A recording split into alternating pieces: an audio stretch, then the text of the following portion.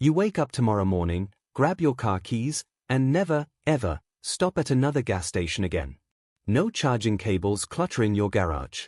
No monthly fuel bills eating your paycheck. Your car just goes. Forever. Sounds like some wild dream, right? Like something straight out of a sci-fi movie where the laws of physics took a vacation? Well, buckle up, because what I'm about to tell you might just flip everything you thought you knew about energy, transportation, and frankly, the entire world economy upside down. A brilliant inventor from Zimbabwe, yeah, you heard that right, Zimbabwe, just built something that shouldn't exist. A car that powers itself. No tricks, no hidden fuel tanks, no solar panels secretly charging it. This thing literally generates its own energy while it drives. And before you roll your eyes thinking this is another internet hoax, let me drop this bombshell on you. When the guy who literally revolutionized electric vehicles, when Elon Musk himself stepped forward to acknowledge this technology, the entire automotive world collectively gasped. Because if Musk says it's real, you better believe people are paying attention. Think about what this means for a second. Every car manufacturer who just spent billions transitioning to electric? They're sweating bullets right now. Every oil company executive who thought they had another few decades of profit? They're probably not sleeping too well these nights. And you and me? We're sitting here watching history unfold in real time, witnessing what might be the biggest disruption to hit our planet since the invention of the wheel itself. Maxwell Chikumbutso. Remember that name, because your grandkids will probably study it in their history books. This guy didn't emerge from some fancy lab in Silicon Valley or a billion-dollar research facility in Germany. Nope. He worked quietly, persistently, in his workshop in Zimbabwe, far from the spotlight, far from the venture capitalists and tech conferences. And while the rest of the world was arguing about whether we should go electric or stick with hybrids, this man was busy breaking the rules of the game entirely. Here's what makes this whole thing absolutely mind-blowing. For centuries, and I mean centuries, scientists have agreed on one fundamental principle: you can't create energy from nothing. It's literally called the law of conservation of energy. It's not a suggestion or a theory, it's supposed to be an unbreakable rule of the universe. Perpetual motion machines? Total fantasy, they said. Free energy? Impossible, they insisted. Yet here's this car, cruising down the road, generating its own power, basically giving physics textbooks the middle finger. Now, I know what you're thinking. How does this thing actually work? Well, that's where it gets really interesting and, honestly, a bit mysterious. We're talking about concepts that most physicists relegated to the realm of pseudoscience for decades. Electromagnetic field manipulation, ambient energy harvesting, quantum resonance, terms that used to get you laughed out of serious scientific discussions. But when you've got a car driving around without any fuel or external power source, suddenly those crazy ideas don't sound so crazy anymore, do they? The really wild part? Nobody has the complete blueprint yet. Chikumbutso hasn't revealed all his secrets, and frankly, why would he? This technology is worth more than some small country's entire GDP. But what we do know is that this vehicle somehow taps into energy fields that have always been around us, converting them into usable power in real time. It's like discovering that the air we breathe could power our phones if we just knew how to ask it nicely. And this is where Musk's involvement becomes absolutely crucial to the story. See, Musk isn't just some rich guy with opinions. This is someone who literally forced the entire automotive industry to pivot toward electric vehicles when they were perfectly happy selling gas guzzlers forever. He knows technology, he knows physics, and perhaps most importantly, he knows bull when he sees it. So when he publicly acknowledged Chikumbutso's work, it wasn't just a casual thumbs up. It was a signal flare to the entire world that said, pay attention, something revolutionary is happening here. Can you imagine being in the boardroom of a major car company when that news broke? These executives had just finished retooling their entire operations for electric vehicles. They'd invested billions, with AB, in battery technology, charging infrastructure, and lithium supply chains. They thought they were ahead of the curve, ready for the future. Then boom, suddenly their cutting-edge electric vehicles look as outdated as horse-drawn carriages. Because why would anyone want a car that needs charging when you could have one that never stops running? The panic must have been absolutely delicious to watch. Stock prices wobbling, emergency meetings being called, engineers frantically trying to understand how this technology works. And the beautiful irony? While they were all focused on competing with each other in the electric vehicle race, the real disruption came from completely outside their radar. From Zimbabwe. From a place most of these companies probably couldn't even point to on a map. But let's zoom out for a moment and think about what this means on a global scale. We're not just talking about cars here. We're talking about the potential collapse of entire economic systems built on energy dependence. Saudi Arabia, Russia, Venezuela, these aren't just countries with oil, they're global powers because of oil. Their entire economies, their political influence, their ability to shape world events, all of it flows from those black gold reserves beneath their soil. What happens when nobody needs their product anymore? What happens when every vehicle on the planet can run indefinitely without a drop of petroleum? The geopolitical earthquake would be unlike anything we've ever seen. Alliances would shift overnight.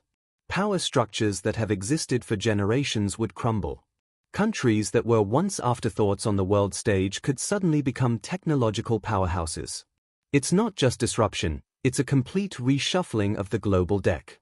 And it goes even deeper than that. Think about your daily life. That gas station on the corner? Gone. The power lines stretching across the landscape? Potentially obsolete. Your monthly electricity bill? Might become a relic of the past. Because if we can make cars that power themselves, why stop there? Why not houses? Why not entire cities? The technology that makes Chikumbutso's car run could theoretically be scaled up or down to power anything. This is where things get really interesting for regular folks like you and me. Imagine living completely off the grid, not because you're some survivalist in the mountains, but because your house generates its own endless power supply. Imagine communities in remote areas, places where running power lines never made economic sense, suddenly having all the electricity they could ever need. No more choosing between keeping the lights on or buying groceries. No more factories shutting down during power outages. No more anything that depends on traditional energy infrastructure. The implications for developing nations are absolutely staggering. Right now, there are billions of people without reliable access to electricity or transportation. Kids walking hours to school, sick people unable to reach hospitals, farmers unable to get their crops to market, all because the infrastructure we take for granted simply doesn't exist where they live. But a self-powered vehicle? That changes everything overnight.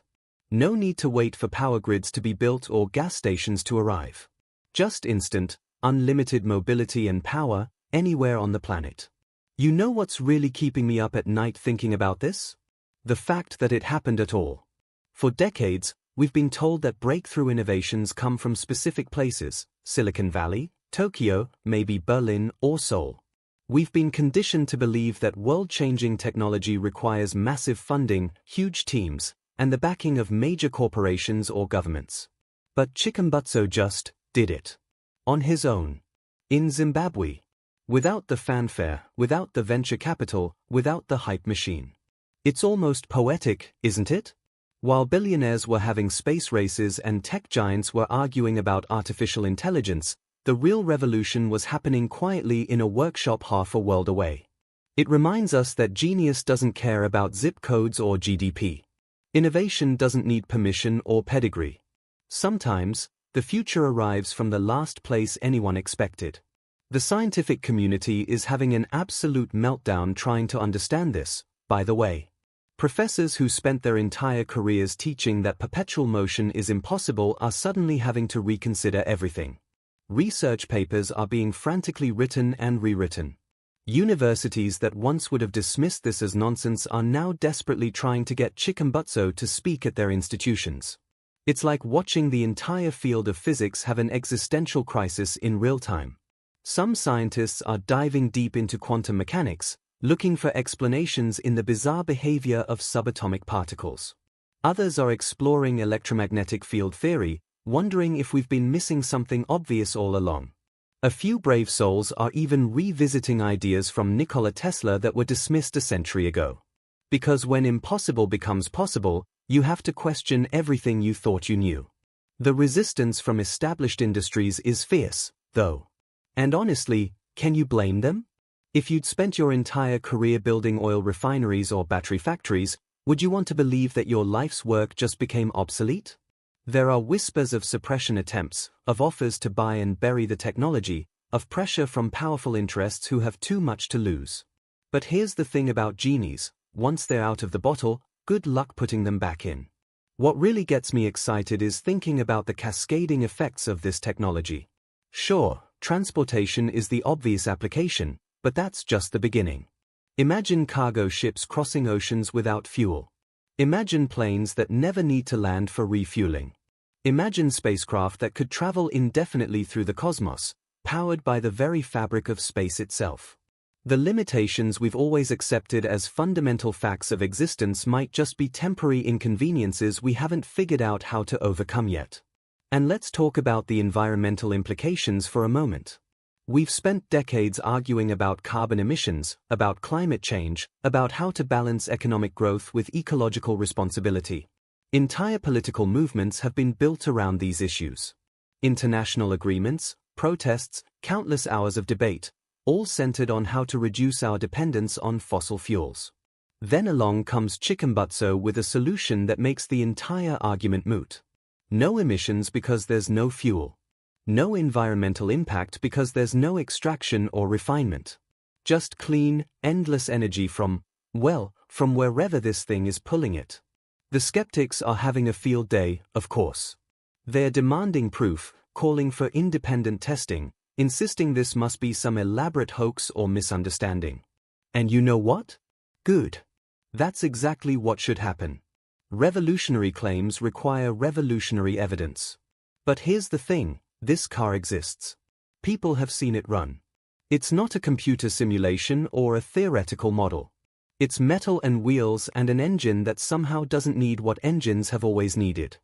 The old guard is scrambling to adapt, or at least to understand.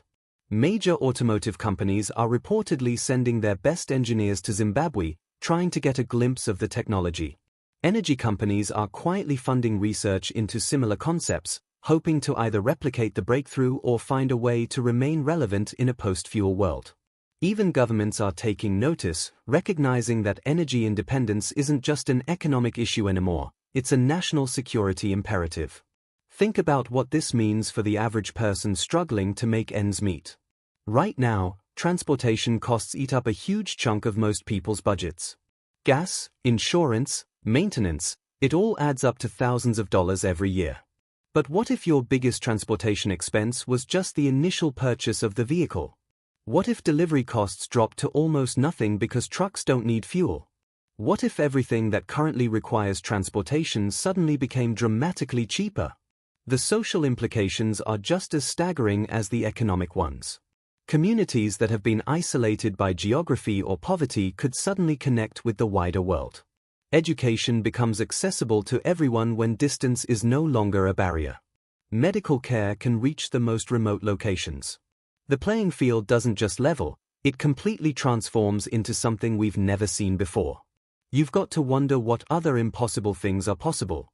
If perpetual motion isn't actually impossible, what else have we been wrong about? What other laws of physics are actually just suggestions we haven't learned to work around yet? What other breakthrough is sitting in someone's garage or workshop right now, waiting to completely revolutionize our understanding of reality? The story of Maxwell Chickenbutso and his self-powered car isn't just about transportation or energy. It's about human potential. It's about the power of one person with an idea to change the entire trajectory of human civilization. It's proof that the future doesn't announce itself with press releases and marketing campaigns. Sometimes it arrives quietly, rolls out of a small workshop, and simply refuses to stop. We're standing at a crossroads right now. One path leads to more of the same: incremental improvements, slightly better batteries, marginally cleaner fuels. The other path? It leads to something we can barely imagine. A world where energy scarcity is a forgotten concept.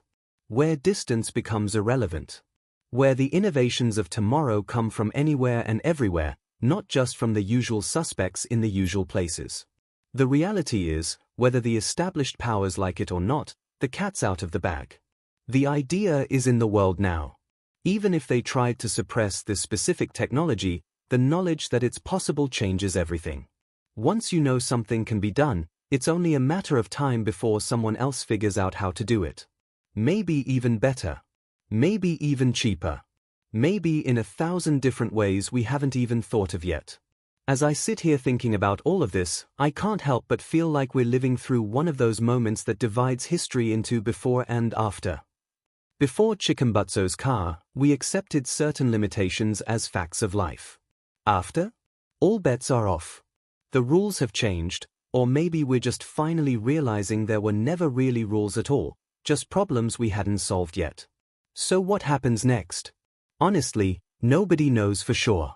Maybe this technology spreads rapidly and within a decade we're all driving self-powered vehicles. Maybe it takes longer, held back by regulation, skepticism, or resistance from entrenched interests. Maybe it spawns 1,000 other innovations we can't even imagine right now. But one thing's for certain, the world just got a lot more interesting. The question now isn't whether this technology will change everything. It's how fast that change will come and whether we're ready for it. Are our economic systems prepared for the collapse of entire industries? Are our societies ready for the level of freedom and possibility this technology could provide? Are we, as individuals, ready to let go of the limitations we've always known and embrace something genuinely revolutionary? Here's my challenge to you. Don't just watch this unfold from the sidelines. Pay attention. Ask questions. Demand transparency from industries that might try to suppress this. Support innovation wherever it comes from, not just from the places we've been trained to expect it.